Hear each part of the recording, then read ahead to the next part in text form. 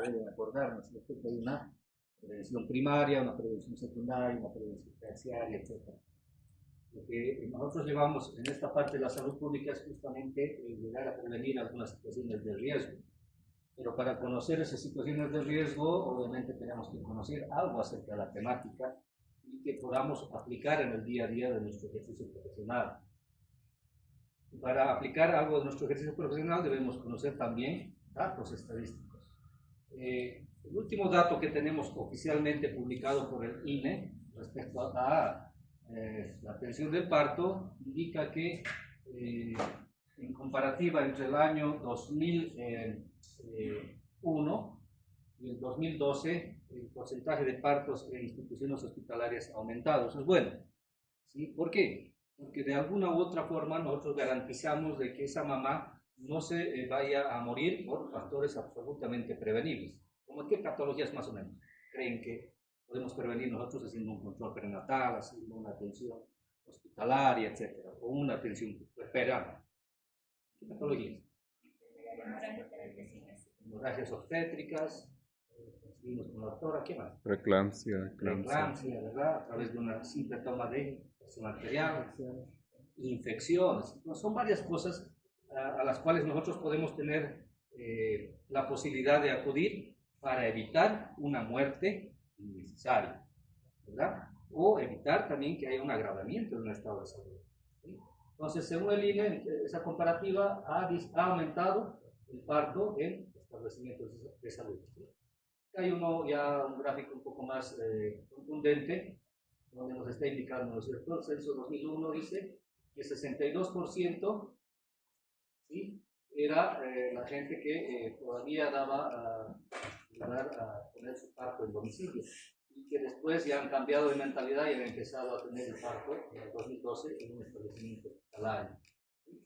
Hay una diferencia entre la parte rural y urbana. Es en la parte rural donde tal vez tenemos que trabajar porque tenemos todavía dificultades de accesibilidad. Y al hablar de accesibilidad, ¿a qué me estoy refiriendo? medios de transporte, Puede ser una parte, ¿no? La accesibilidad de transporte, estamos en lo correcto. ¿Qué más?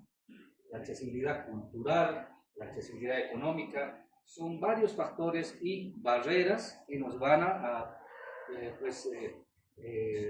dar problemas en determinados momentos, tanto en un control prenatal, en un embarazo, en un parto propiamente dicho, o un puerperio. Porque si la mamá ha estado con una hemorragia, ha tenido el parto en la casa o ha tenido el parto hospitalario, se va a la casa y definitivamente en el puerperio nadie la ha controlado, seguramente puede llegarnos a causar mayores problemas tanto de enfermedad, de agravamiento de enfermedad o de la muerte de esa persona. Entonces, este dato es el obtenido hoy día y he buscado material para ver, actualizar la situación, pero esto lo han publicado en el año 2017. Por lo tanto, no ha brindado aún una información última ni el Ministerio de Salud ni el Instituto Nacional de Estadística, INE, que es nuestra fuente oficial, a través de los censos que realiza para saber acerca de ciertos datos que nos interesan como el sector médico. Aquí vamos a entrar a definir qué es lo que entendemos por riesgo. Ha sido nada más que el peligro o la contingencia de un daño que va a ocurrir, ¿verdad? Y cuando hablamos ya del riesgo materno, es la contingencia de un daño de enfermar o morir de una madre, su producto, ¿sí?, debido al embarazo, parto o puerperio. Nos interesan ambos, ¿verdad? No solamente nos vamos a abocar a la madre, también nos interesa precautelar la vida de ese niño. Y para ello tenemos que conocer a qué nos vamos a enfrentar. Entonces, lo que les decía al inicio, identificación de riesgo va a requerir conocer previamente algunas complicaciones que nosotros podamos trabajar, ¿verdad? En el embarazo parto. Nuestro trabajo es ese, detectar el problema para poder tratarlo en el momento o definitivamente prevenir estas complicaciones. ¿En qué momento vamos a detectar problemas? De seguro sería importante hacerlo en el control prenatal, ¿verdad? Y en el control prenatal nosotros tenemos una batería de laboratorios que nos va a ayudar a determinar algunos problemas que solamente podemos identificar a priori. vamos a orientar también a la gestante, ¿sí? En términos más profanos sería educar a la gestante, a su familia o a su esposo, ¿cierto? ¿Y qué será el control prenatal? Nada más que un conjunto de acciones y procedimientos que los hacemos de manera sistemática, de manera casi rutinaria, periódica, destinada a la prevención, diagnóstico y tratamiento de factores que nos puedan llevar a la muerte o a una enfermedad de una mamá y obviamente su producto. ¿Qué condiciones debe tener el control prenatal? Debe ser eficaz y eficiente. ¿Qué entendemos por eficaz y eficiente? ¿Qué será eficaz? Es la capacidad de alcanzar un objetivo, ¿no es cierto?, para producir un efecto esperado. Eso es la eficacia, ¿sí? ¿Qué será eficiente? Menor gasto posible y con el menor uso del recurso humano. Eso sería eficacia y eficiente. Que el equipo de salud entienda la importancia de realizar este control prenatal. ¿Ustedes son un equipo de salud? Sí, desde el momento que están portando una bata y están entrando a un ambiente hospitalario, ya son parte del equipo de salud. Así estén en tercer año, porque ya están haciendo clínica. Si ustedes conocen la semiología, ¿no?, que se lleva en ese año, seguramente ya van a decir, esta respiración no me gusta, doctor, por favor, me llama la atención esta respiración, al doctor tal vez se le ha ido, va a decir, evidentemente, usted ha detectado bien una situación de una sibilancia, por ejemplo, una situación de una crisis asmática. Entonces ya son parte de un equipo de salud. Y así no concluyen el internado por algún factor de la vida, ya son parte del equipo de salud porque entienden ciertos aspectos que se manejan tanto en situaciones patológicas o situaciones fisiológicas, ¿verdad? Entonces, ¿qué otra importancia debe tener? Que la cobertura del control prenatal debe ser máxima. Máximo sería 100%, ¿verdad? Pero el Ministerio de Salud, a través de sus mecanismos, dice que se queda conforme con por lo menos tengamos un 90% de la población obstétrica. ¿Qué quiere decir obstétrica? Alrededor, ¿no es cierto? Obst quiere decir alrededor del embarazo. Si llega al 90%, nos damos por satisfechos, porque vamos a tener un adecuado control tanto de su embarazo, de su parto y de su puerperio. Y esto es lo que va estadísticamente hablando a los datos de los libros que maneja el SNIS-BE. ¿Qué es el SNIS? Sistema Nacional de Información en Salud y Vigilancia Epidemiológica. Eso maneja el SNIS-BE y dice, para coberturas, ¿no? En un momento hablábamos con algunos de ustedes qué significaba cobertura.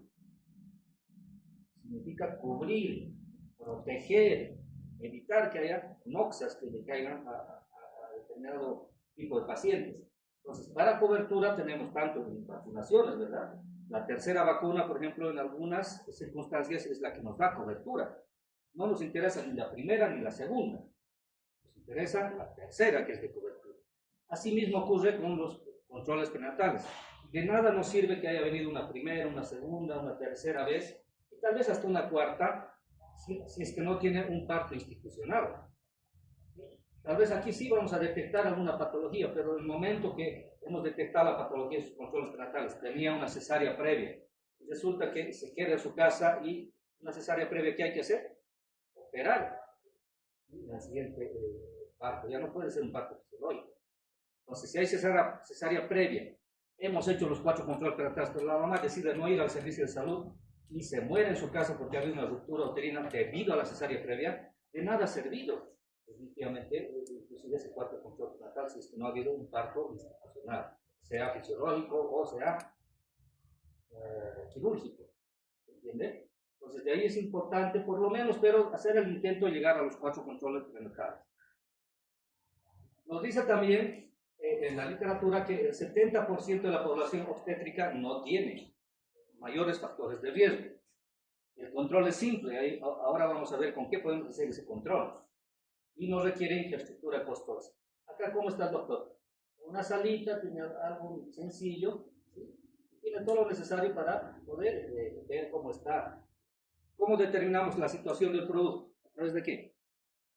De la presentación de las maniobras de Leopold. Eso lo llevamos en el manejo clínico que vamos a realizar en el día a día en el área de ginecología, de la obstetricia. ¿Qué necesitaríamos también para acá? ¿Cómo voy a escuchar la vitalidad fetal? ¿Con qué? Doppler, ¿no? En el campo probablemente no nos ha comprado el señor alcalde. El de Pinar, ¿verdad? Entonces, tendríamos que adiestrarnos también a manejar el estetoscopio de Pinar. El embarazo se debe controlar en los 3 niveles de atención funcionales. Hemos dicho que existe un 4º nivel, pero que no es funcional y que es de investigación en alguna especialidad que es necesaria para la población. Tienen que hacerse de, no sé si es el de oncología o de oftalmología acá en Cochabamba, en la Saldo. Nunca se ha concluido, ¿sí? Ese proyecto. Pero dice que el control prenatal tiene la obligación de hacerse en el 1er nivel, en el 2º nivel y en el 3er nivel. Así lo establecen la normativa. Pero generalmente el 3er nivel ya no quiere hacer este tipo de trabajo, a no ser que sean patologías un poco más complejas. ¿Sí? Y dice también que el sistema de ingreso a la atención es a través de los primeros niveles, quienes deberían cubrir el 85% de la atención. El 2º nivel, ¿cuánto por ciento? 5 más 10, 95. Solamente el 5% debería haber de patologías ya especiales en 3er nivel, pero según la normativa el control prenatal debería estar en los 3 niveles. Nadie puede hacerse a un lado del control prenatal. ¿Sí? Y este es el famoso equipamiento básico que debería haber. ¿Qué están viendo acá de inicio? Habíamos hablado del anterior tema. Si estuvieron presentes, esta es una sala de parto con adecuación intercultural. ¿Qué les llama la atención? Una soguita, ¿verdad? Esto existe en algunos centros piloto de atención de parto intercultural. Hay una soga, hay unos cueritos o unos pellejos, hay una silla para el acompañante, hay una silla para la parturienta. También tiene algunos elementos que pueden ayudar para la colocación del suero, etcétera, como en cualquier lugar de atención. Lo único diferente es esto. Van a ver ustedes. Y también tiene esto. ¿Qué se llama esto?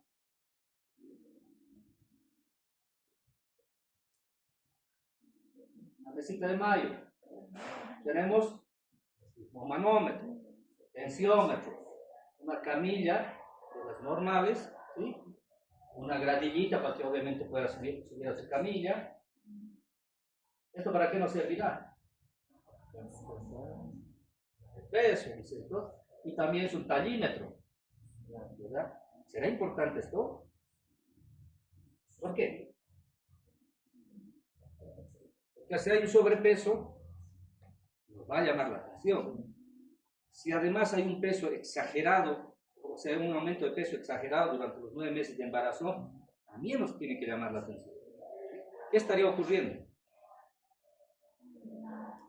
¿Cuánto normalmente tendría que tener de aumento de peso hasta los 9 meses? ¿Cuántos kilos?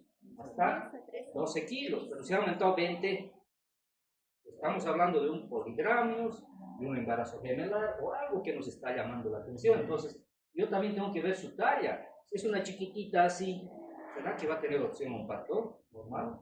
Probablemente no, porque va a haber una DCP materna, ¿verdad? Entonces, es necesario tener este equipamiento en un poste de salud. Y esto tiene que comprar el señor alcalde, el administrador, y nosotros tenemos que exigir que tenga estas cosas que parecen intrascendentes, pero que son importantes para mi ejercicio profesional. Si yo no tengo esta balanza, no tengo el tallímetro, seguramente voy a cometer errores. Y esos errores le pueden costar la vida a una tercera persona. ¿Qué se les quitó? ¿Tiene eso?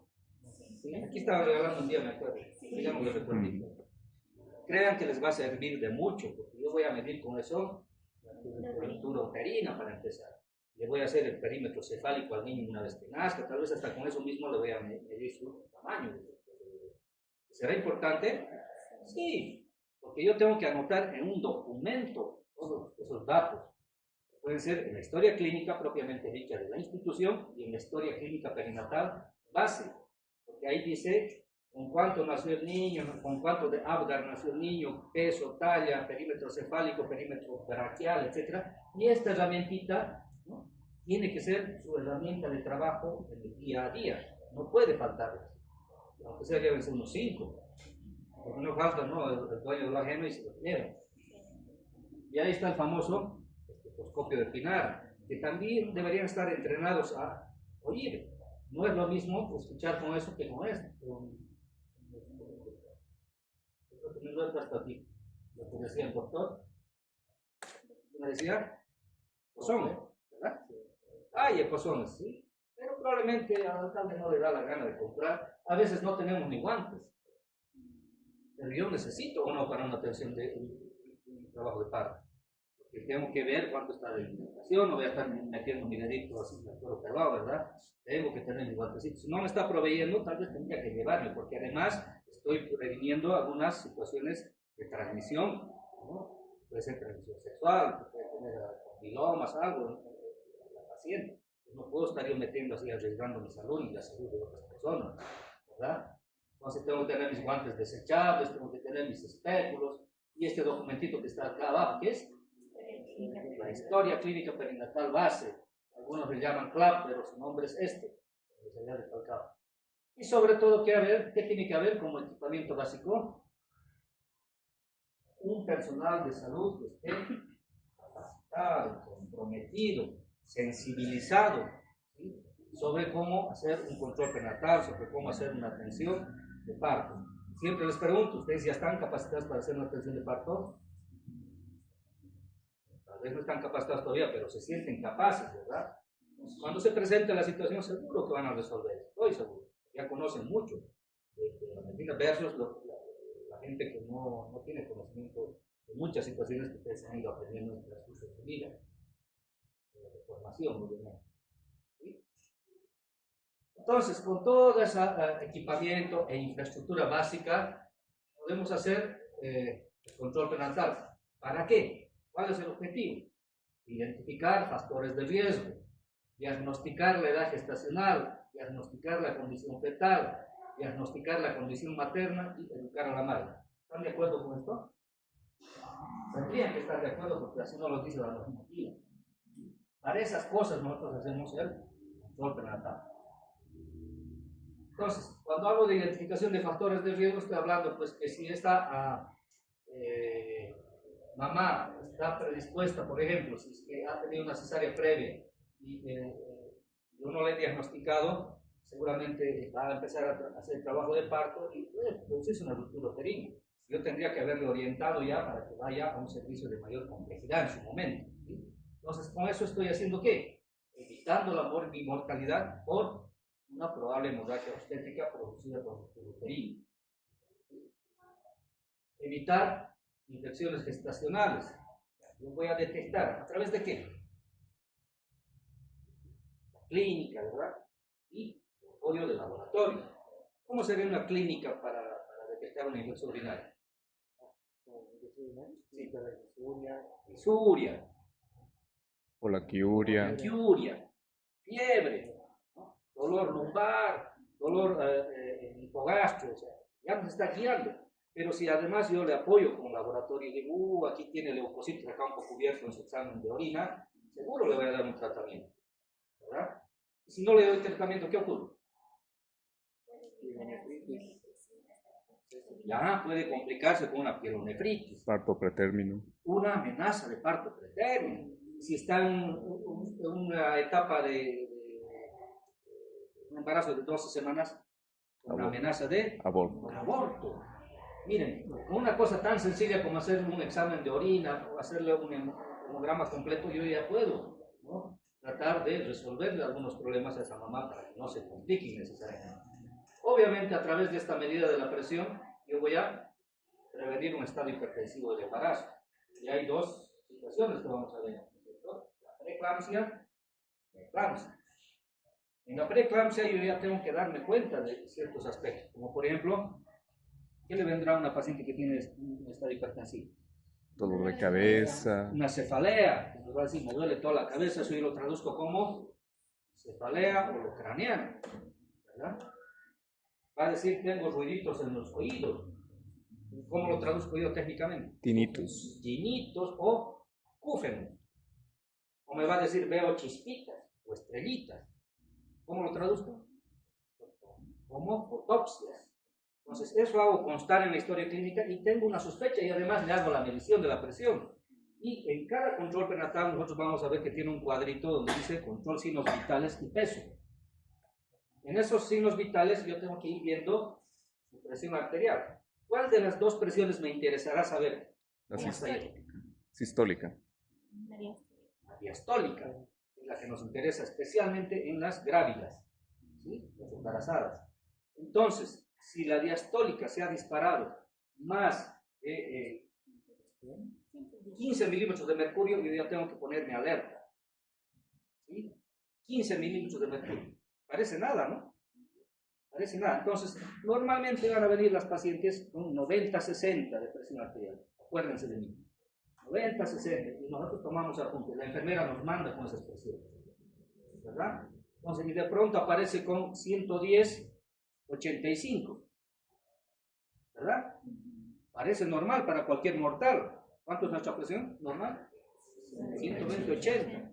No nos llamaría la atención si no fuéramos embarazadas, pero si esa señora aparece de 90-60, 90-60 y le ha subido la diastólica 15 milímetros de mercurio, tiene que llamarme la atención, y peor aún si me está diciendo que tiene fotopsia, tiene acúfenos, tiene cefalea, o tal vez tiene hasta dolor abdominal. Entonces, por eso es importante que nosotros sepamos la manejo de la niña, especialmente en las embarazadas. Si yo he detectado que ha subido 15 milímetros de mercurio la diastólica, ya estoy sospechando de que hay un estado hipertensivo, una preeclampsia. ¿Cómo manejo? Sulfato de magnesio. Aspirina. Aspirina 150. ¿Qué medicamento? Aspirina. La Betalol. ¿Está de acuerdo?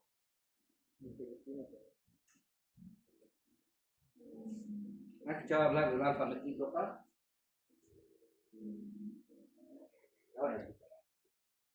El nifedipino sí se puede usar, pero produce efectos colaterales o secundarios mucho más agresivos.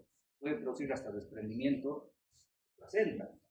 Entonces, si bien no proscrito, pero tienen mucho cuidado en el manejo del nifedipino en embarazadas. Y hasta en los otros pacientes, ahora porque reduce la perfusión a órganos blancos. ¿Cuáles son los órganos blancos? Cerebro, corazón y riñón. Entonces, están manejando con mucho cuidado el nifedipino. El medicamento de preferencia es el alfa-metildopa, y eso lo van a ir viendo ustedes en las posteriores clases. Cuando ya estamos hablando de preeclampsia, estamos hablando de manejo neuroprotector con sulfato de magnesio. ¿Sí? Y acá también tenemos que ver enfermedades maternas pregestacionales. Por ejemplo, diabetes, hipertensión, ¿verdad? Algunas enfermedades como renales, tal vez. O sea, hay varias enfermedades que están por ahí concurriendo y que probablemente nos causan problemas si no hemos detectado también oportunamente. Entonces, vamos a hacer un diagnóstico de la condición materna. ¿Sí? Primero vamos a hacer una anamnesis personal. ¿Verdad? Le vamos a preguntar, ¿qué problemas tiene ella? Uno nos va a comentar que no tiene nada, que se tal vez nos va a decir, sí, he tenido tuberculosis, pero que he tratado ya hace 10 años, he concluido tratamiento, etc. Pero también nos importa saber cómo ha sido el aspecto familiar. Y tal vez hay herencia de diabetes, tal vez hay alguna otra circunstancia de hipertensión, no lo sé. Entonces, te lo preguntamos. ¿Por qué? Porque esto tal vez nos pueda influir negativamente en el embarazo. Hay que preguntar. Recopilar antecedentes obstétricos, desde luego que sí. Si ha tenido 2 abortos consecutivos y está viniendo con su tercer embarazo, ¿en qué puedo pensar? Un aborto habitual, producido por toxoplasmosis, ¿verdad? Entonces, ¿será que nosotros hacemos una pesquisa de toxoplasmosis? Sí, lo hacemos. Serología para toxoplasma se pide. Se pide serología para VIH, se pide serología para VDRL o VGPR, se llama, ¿verdad? Entonces, todos esos datitos nos sirven, ¿verdad? Ver si hay antecedentes de macrosomía. ¿Qué patologías pueden producir los macrosomía? Diabetes pregestación. Si ha habido mortalidad perinatal, si ha habido malformaciones congénitas, si ha habido algún trastorno inmunológico. Todo eso nos sirve y se anota en esa famosa historia clínica perinatal base porque le va a servir de referente a otro médico que probablemente le vaya a atender posteriormente. No todas las pacientes van a estar con nosotros continuamente. Es muy común que la persona que viene del trópico venga, se haga atender acá un día, a la semana está otra vez en el trópico. Si el médico no ha tenido la prudencia de anotar ciertos datos, tal vez le esté poniendo en riesgo a esa persona innecesariamente. Vamos a hacer además un examen físico general, ¿verdad? Un examen físico segmentario. ¿Para qué? Para tratar de diagnosticar patologías que sean asintomáticas. Y si hay patologías que nosotros podemos determinar, pues le vamos a mandar al especialista. ¿Qué están viendo acá? Un cuello uterino, ¿no es cierto? Desde lo normal hasta una situación ya agravada. ¿Será que podemos hacer ese trabajo nosotros? Sí, ¿con qué?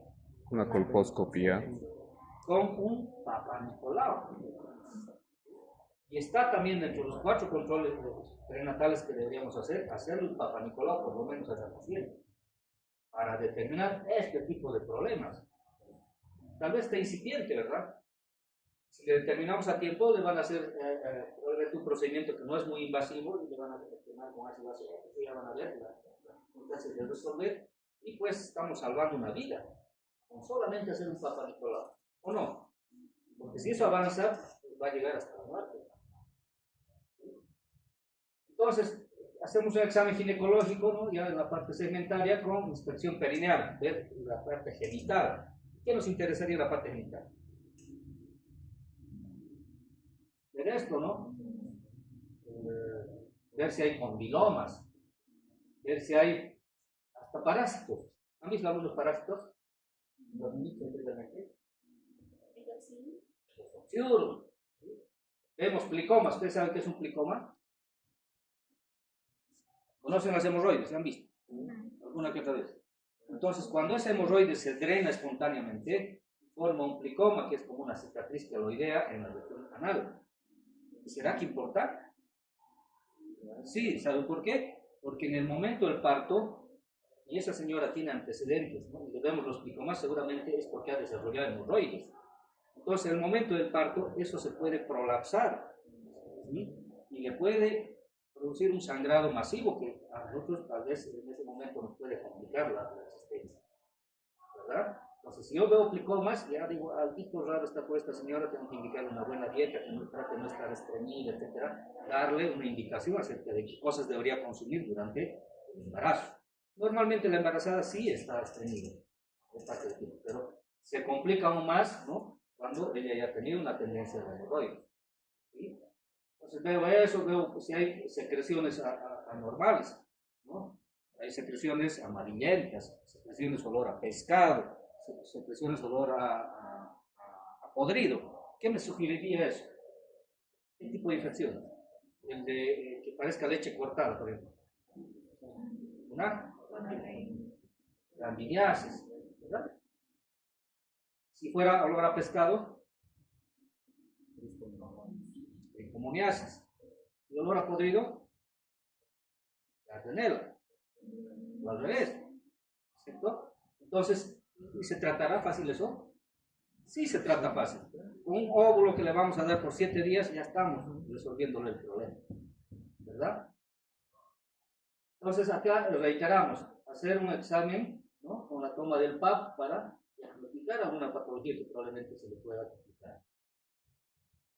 Hemos dicho que hay que hacer una evaluación nutricional, conocer su peso y su talla, no solamente por la nutrición, sino también porque es muy chiquitita, es un alto, ¿verdad?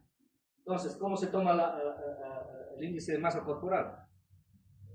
Peso sobre la talla al cuadrado. Y tenemos un porcentaje que debemos respetar para decir, está yendo bien o está desnutrida. Una persona desnutrida, una mamá desnutrida trata de sacar de su organismo para tratar de darle a su bebé todo lo que necesita.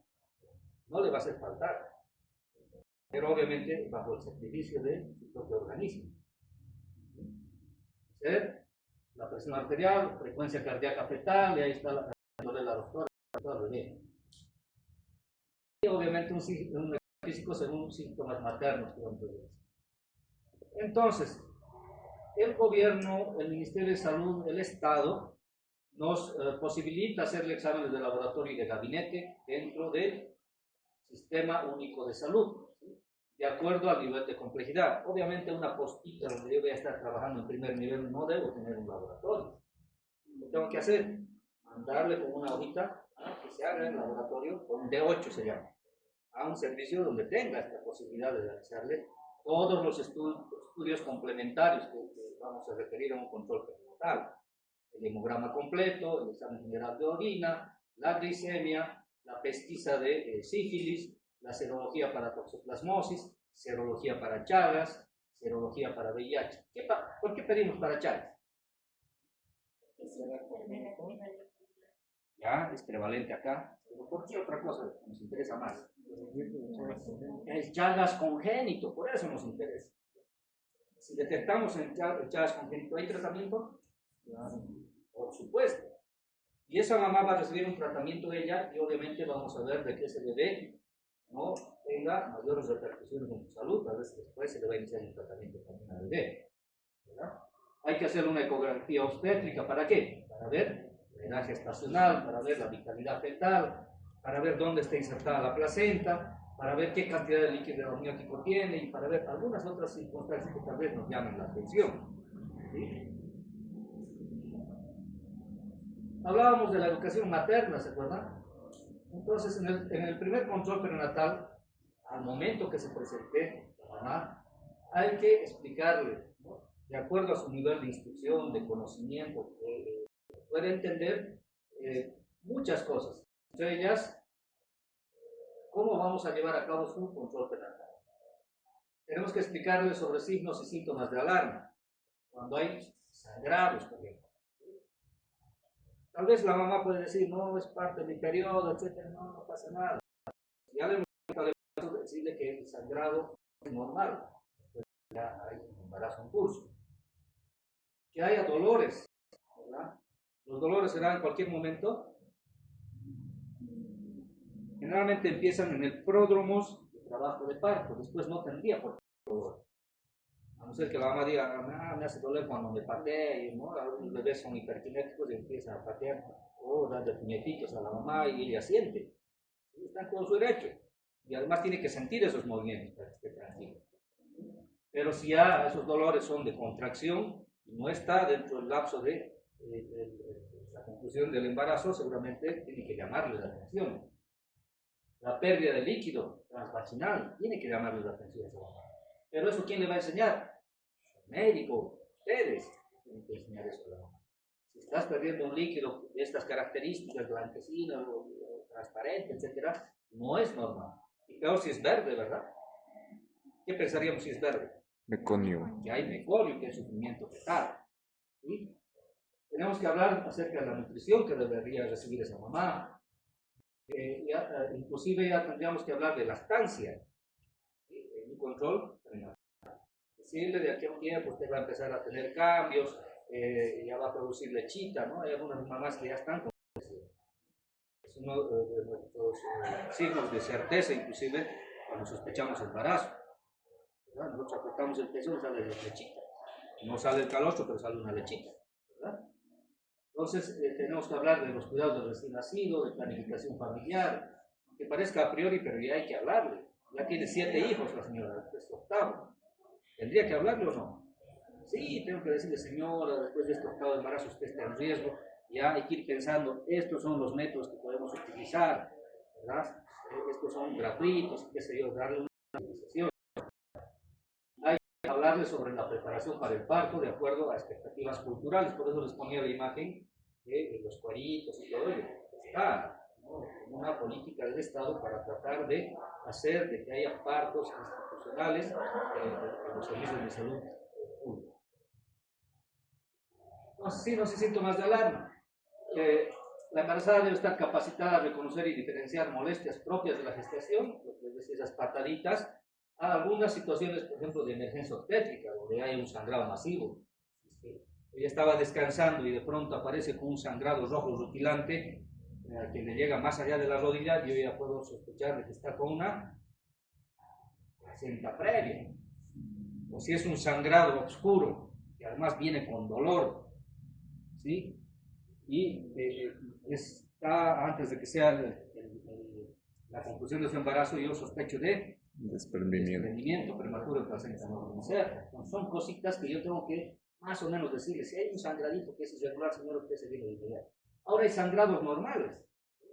Cuando está en trabajo de parto hay un sangradito. ¿Qué se llama? Eliminación del tapón mucoso, llaman. Sale con moquito, pero hay unas estrías de sangre.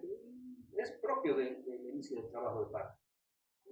Entonces, pero ella ya tendría que estar en un servicio de salud para que estén evaluados. Aunque no crean, el hacerle conocer la ubicación exacta de un servicio de salud próximo y habilitado ayuda mucho. Estamos en el área urbana y periurbana aquí en Cochabamba, ¿no es cierto? La señora va a la posta de salud X, pero desafortunadamente esa posta de salud X se cierra a las 4 de la tarde. Y estaba confiada que le iban a atender a las 12 de la noche. A las 4 se cierra. ¿Qué va a hacer esa señora? Tiene que tener un plan B. Ese plan B es que el médico le haya indicado dónde atienden las 24 horas. ¿Verdad? Se llaman centros de salud integrales. Ustedes como médicos están en la obligación también de conocer dónde quedan esos centros de salud integrales en su barrio o del lugar donde están trabajando. ¿Alguno conoce un centro de salud integral en su barrio? Una posta de su barrio. ¿Cuál posta conoce usted? La costa de Sacaba. ¿Ya? Costa vecinal, Corium.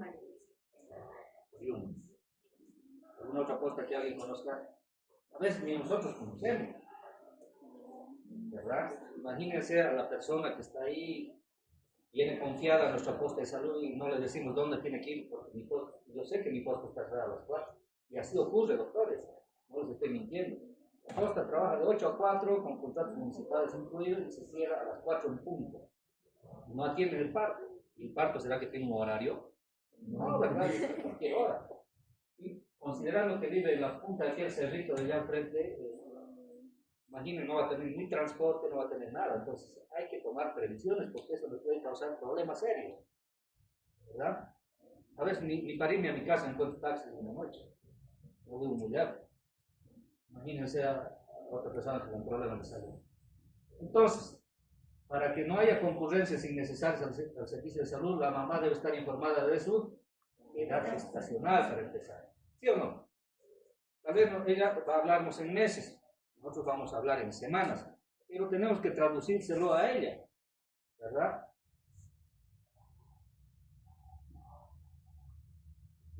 Informar el rango normal del desencadenamiento del parto. ¿De qué semanas hemos dicho? 38 y 42 semanas. Si está con 44, ya está con algún problema. Pero el doctor nadie me ha dicho nada. Yo quería esperar hasta las 45 semanas. Ya va a salir como el Manfred con bigotes. Informar a la mamá sobre los movimientos fetales y decirle, ¿no?, que ella va a tener estos movimientos fetales ya a partir de 15 meses, signos de... Esa mamá tiene que estar capacitada para reconocer el inicio del trabajo de parto. ¿No? Les decía, enseñarle que la contracción, ese sí es un trabajo de parto. Lo demás son molestias del bebé, qué sé yo. Entonces, y la eliminación del tapón mucoso. ¿Cuánto tiempo demora una mamá primeriza desde el inicio de su trabajo de parto hasta que tiene el parto? Son buenas horas, ¿verdad?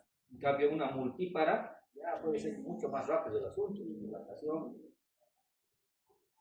y el parto. Entonces, pero si la mamá no sabe y ustedes tampoco, estamos en problemas de todos, ¿cierto? Hablamos un poco de hemorragia del parto y del posparto. Por definición, ustedes ya lo saben muy bien, la hemorragia se considera aquella pérdida de más de 500 ml de sangre durante y o después del parto. Se puede presentar a un 18% de los partos. Es una de las 3 principales causas de morbimortalidad materna. ¿Cuánto será 500 ml hablando en unidades de sangre? Una unidad. Una unidad aproximadamente. Son entre 455 ml a 500 ml una unidad de sangre. ¿Y una unidad de sangre nos salvará la vida? Sí, con una unidad de sangre podemos salvar la vida. Pero él está perdiendo, miren, ¿no? Y además, con lo que no detectamos su hematoma después de la fisiottomía, cuando no detectamos algunos restos placentarios, puede estar perdiendo más. Podemos complicarle la existencia a esa mamá. Dice, el 3% de los partos llevan a severa hemorragia postparto. Y hay que nos interesa tener un control durante las primeras 24 horas postparto en la institución. O lo despachamos de inmediato después del parto a la mamá. No, les tenemos 24 horas siempre. Eso es por protocolo, porque justamente puede ocurrir esto, ¿verdad? Entonces hacemos una expresión. ¿Saben qué es la expresión? ¿Han escuchado hablar? Es cuando atendemos el parto, sale el bebé, está estabilizado todo, pero por si acaso tocamos útero, siempre revisamos esa situación, ¿no? Y si notamos que está un poco abombado el útero, hacemos una pequeña expresión, se llama. Apretamos el útero para que salgan todos los coágulos que están ahí adentro reteniéndose. Eso me puede llevar incluso a una coagulación intravascular diseminada si no tengo esa precaución de hacer una buena expresión. Es aplastar nada más el útero. Si hay retención de restos placentarios, el 0.5% van a requerir transfusión sanguínea. ¿Será fácil conseguir sangre?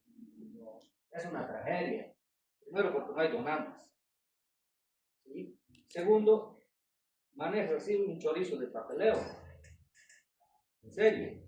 Son hartas copias, ni siquiera son copias automáticas. Tienes que poner papel carbónico. Si no tienes papel carbónico, en las 4 copias tienes que copiar lo mismito a pulso. Ya lo van a vivir. Depende de qué municipio. En mi municipio es así. Ahora, hay otros problemas como la inercia uterina, ¿no? ¿Y qué cosa me va a llevar a inercia uterina?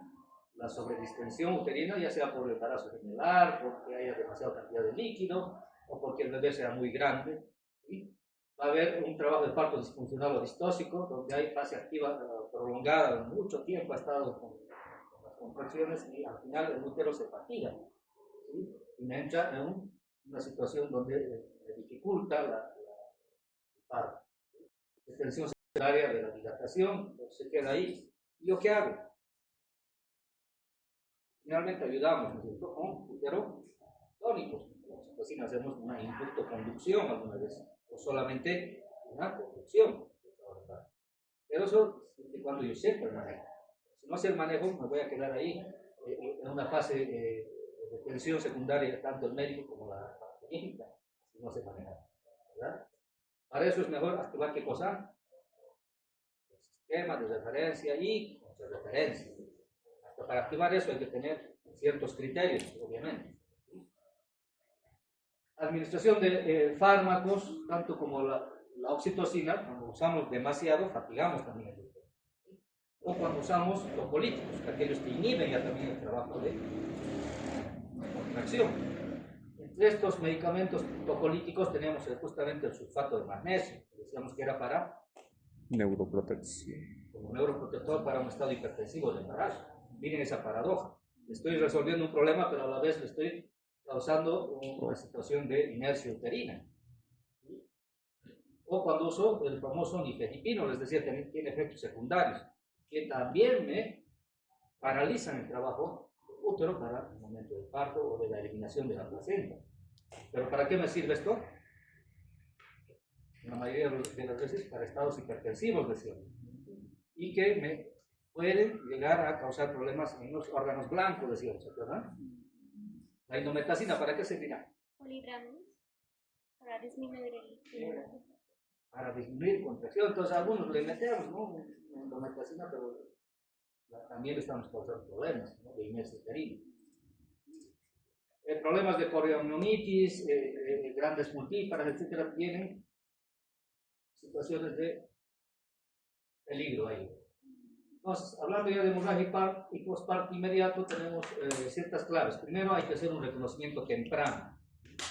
Saber que más de 500 ml de sangrado ya me tiene que alertar.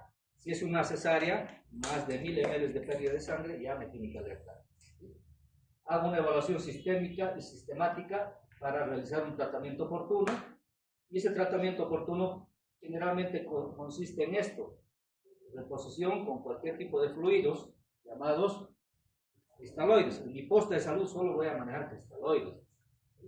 Y recordamos qué cristaloides tenemos: fisiológica, glucosalina, glucosada al 5%, al 10%. ¿Qué más? Ringe, lactato ringe normal. Esos son los cristaloides. En cambio, los coloides generalmente ya se manejan en segundo nivel. Nosotros en primer nivel no tenemos acceso. Pero con que yo le estabilice hemodinámicamente con esto, yo ya estoy bien. Está con una hemorragia y que me va a poner en peligro la vida, ¿verdad? Entonces, para evitar ciertas circunstancias, digamos, de hemorragia en parto y postparto inmediato, hay que hacer prevención, ¿sí? Primero, hacer un buen control del tercer periodo de trabajo de parto. Tener cuidado cuando hay un parto múltiple, tener cuidado cuando hay macrosomía fetal, porque nos puede producir hipotonía o, en casos más graves, atonía uterina. Evitar hacer las episiotomías de rutina. Tal vez en los hospitales escuela se hace de rutina, incluso le tiran bilateral. ¿No visto? No está saliendo aquí al otro lado más. Claro, como no es su cuerpito, tenemos más tijera, ¿verdad? Pero esto ya está proscrito. Pero en los hospitales de escuela lo seguimos haciendo por fines de aprendizaje. Afortunadamente es así, tenemos que seguir haciendo. Pero imagínense si esa señora, aparte que ha venido anémica al servicio de salud, ha perdido 500 ml más su epicio que le da a secuestrar unos 250 ml por el sangradito que va a producir, más que el chaleco del médico interno le ha hecho mal la reparación y ha hecho un hematoma. Estoy condenándole a una situación problemática también. ¿Estamos de acuerdo o no? Estas son las 4 T's en la hemorragia del parto y posparto, ¿sí? Algunos son dominadores del tema, ¿sí? El primero está referido a tono uterino, ¿sí? Donde vamos a tener hipotonía y atonía uterina. El porcentaje de presentación de estos casos había sido de 70%. Entonces, el médico, una vez producido el parto, ¿qué hace? Generalmente hace masaje uterino. Pero estamos hablando que estamos en una posta, ¿sí? Lo voy a estabilizar al bebé o voy a hacer masaje uterino. ¿Qué voy a hacer? Porque voy a estar atendiendo el parto yo solo.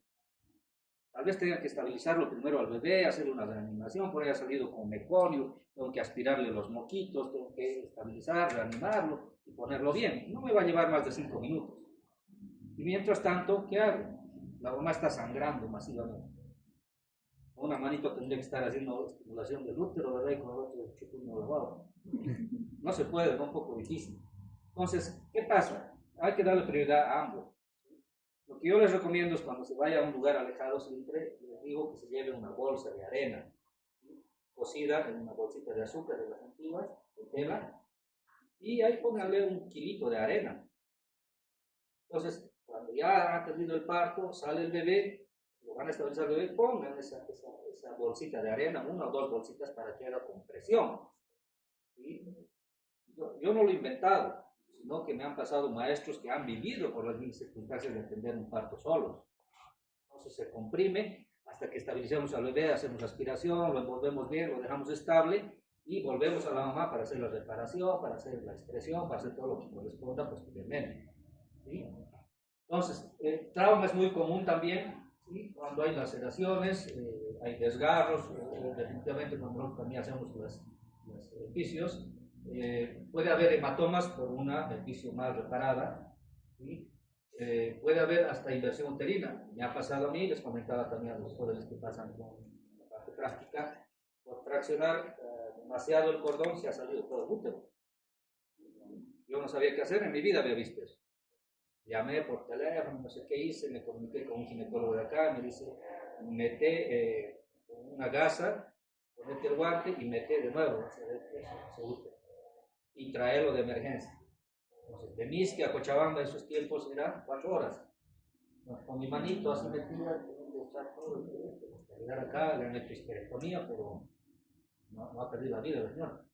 ¿Sí? Pero el tema es eso, tener cuidado al momento de hacer la cordón umbilical, ¿verdad?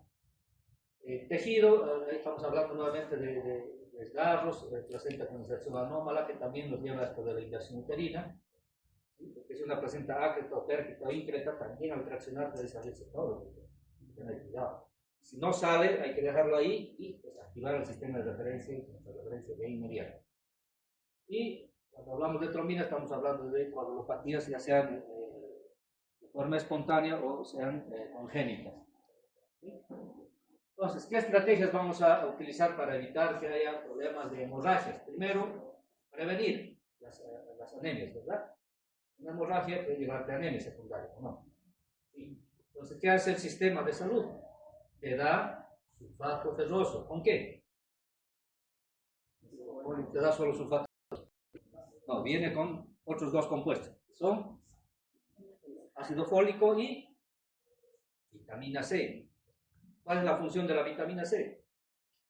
Ayuda en la absorción del hierro. ¿Sí? Y el ácido fólico ayuda en la prevención de malformaciones congénitas del tubo neural en el bebé. Si yo le explico esa situacióncita a la mamá, seguro que va a seguir el tratamiento, va a haber adherencia al tratamiento. Pero si no le explico, tengan por seguro esa mamá va a tener su colección de sulfatos ferrosos en su casa. ¿Cuánto le damos por mes? ¿O cada 3 meses? 90. Pero no lo toman, ¿saben por qué? Porque es feo. Es irritante gástrico. Prueben un hito. Es feo. Tiene un sabor metálico que te deja en la boca, te irrita el epigastrio, ¿no? Una gastritis. Tiene sus cosas.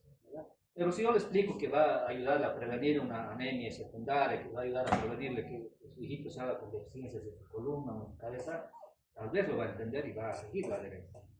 ¿En qué condiciones debe tomar este sulfato ferroso la mamá? Alejado de comidas, ¿sí? A las 10 de la mañana o a las 4 de la tarde. ¿Por qué? ¿Ya? No es eso. Porque hay algunos alimentos que inhiben la absorción del hierro. ¿Sí? Entonces, estos productos pues, evitan que se absorba y obviamente se genera una sensación de plenitud, ya no da más apetito, etc. ¿Verdad? Entonces, damos 10 de la mañana y hay que evitar dar con leche, té o café.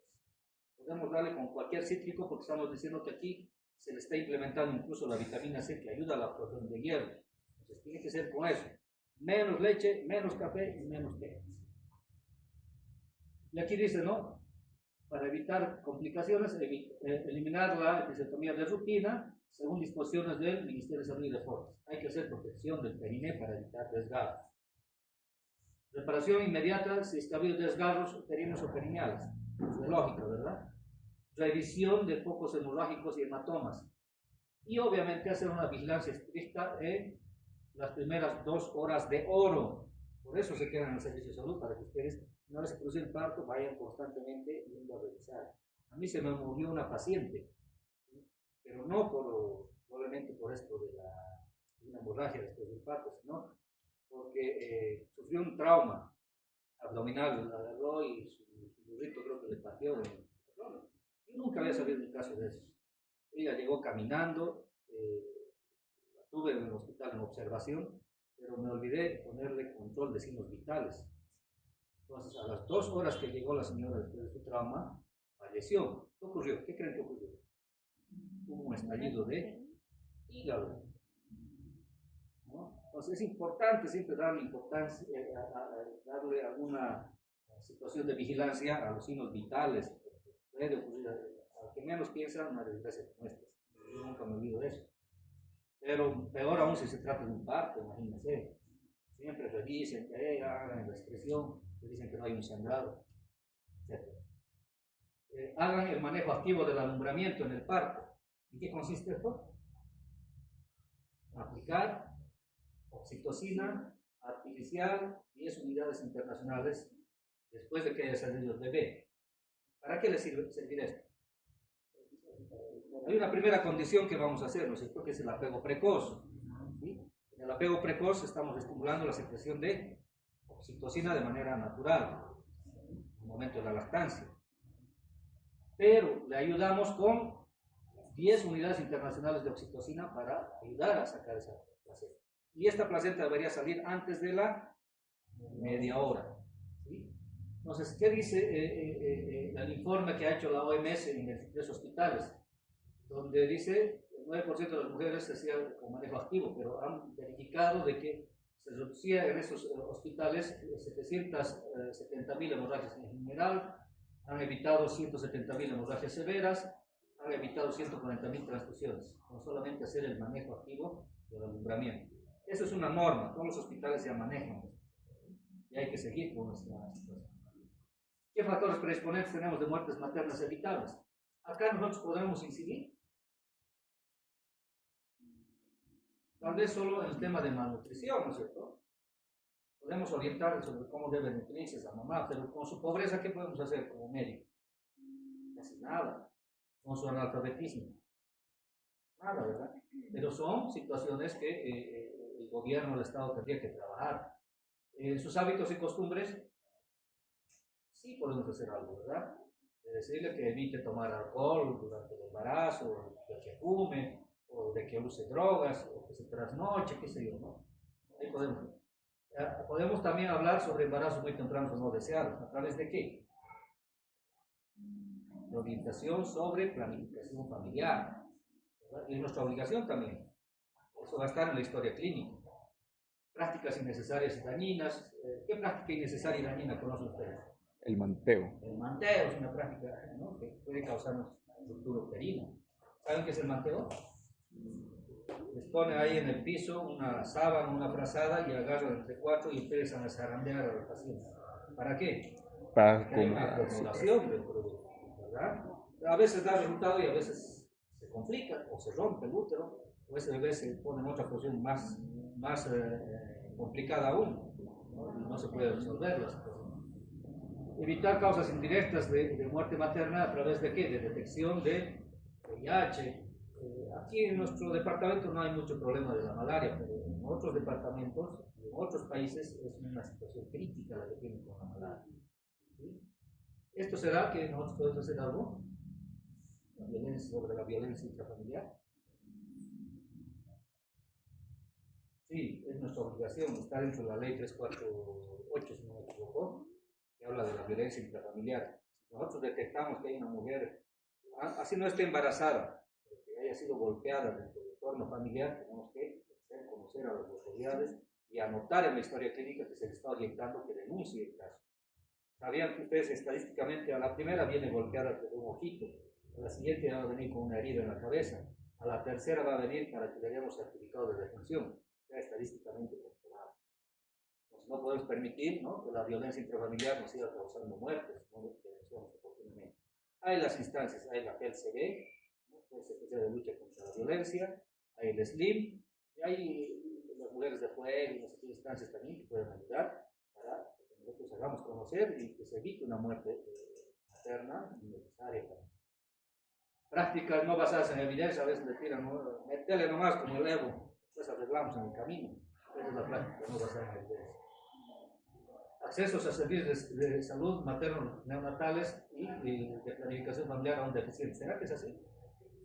Todavía tenemos dificultades. Es el que se ha vuelto universal, digamos, el acceso a métodos de planificación familiar, pero la gente no usa, o usa muy poco. Pero nuestra obligación es hacer conocer sobre esos métodos, hacer conocer que hay los servicios a su disposición, etc. Deficiente calidad de atención y falta de oferta del parto intercultural también es una situación que debemos trabajar. La provisión de servicios no calificada. Les decía en algún momento, las enfermeritas estudian solo 18 meses, ¿sí?, para ser enfermeras auxiliares. Y ellas ya tienen que enfrentarse a diferentes problemas. Algunos sacarán adelante, pero otros, la mayoría se mueren. Entonces todos deberían estar calificados sobre el manejo de parto con riesgo, etcétera, o por lo menos detectar oportunamente y referir a lo que corresponde. Esto a todos nos da vergüenza, ¿no?, que se nos muera alguien. Entonces, por lo tanto, no anotamos, no registramos, lo dejamos pasar como otra cosa. Y esto nos lleva a problemas, porque el Estado no nos tira bola. Después dice, no, si no hay muerte materna, estamos una maravilla. Y hay que desde el 2016 nuestro indicador de muerte materna boliviano está en 160 muertes maternas. Probablemente ha subido según otros organismos internacionales, pero el Ministerio de Salud no dice respecto y no tenemos datos actualizados. ¿Qué es esto? Programa desarrollado también por el Centro Latinoamericano de Perinatología. Y esto nos ayuda mucho, tienen que aprenderlo a manejar adecuadamente para saber en qué momento parar la situación y requerir a ese paciente.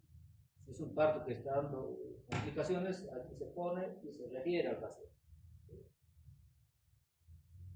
¿Qué es eso? Una episiotomía. Preparando una episiotomía, ¿no? Y estos muchachotes son compañeros de ustedes que han estado en aulas de hospital, ahora son ya internos. Ellos van a estar mañana pasado así, y voy a tener el agrado de poner su foto. Ahí estamos haciendo una visita. Gracias, doctor.